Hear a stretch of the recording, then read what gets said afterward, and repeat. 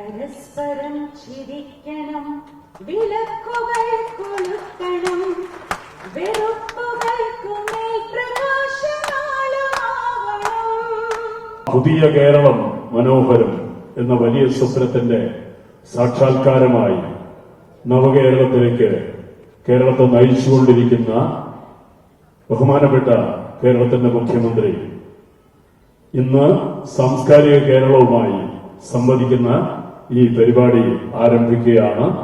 ആദ്യമായി ഈ അതിഥികളെയും ഒപ്പം കലാപ്രതിഭകളെയും കേരളത്തിന്റെ നാനാകോണുകളിൽ നിന്ന് ഇവിടെ എത്തി തിങ്ങി നിറഞ്ഞ ഈ മഹാസദസ്സിനെയും സ്വാഗതം ചെയ്യുന്നതിന് സംസ്കാര വകുപ്പിന്റെ ഡയറക്ടർ ഡോക്ടർ ദിവ്യ സയ്യർ IAS ഹൃദയപൂർവ്വം ക്ഷണിക്കുന്നു. പരസ്പരം ചിരിക്കണം, വിളക്കുകൾ കൊളുത്തണം, വെറുപ്പുകൾക്കുമേൽ പ്രകാശനാളമാവണം.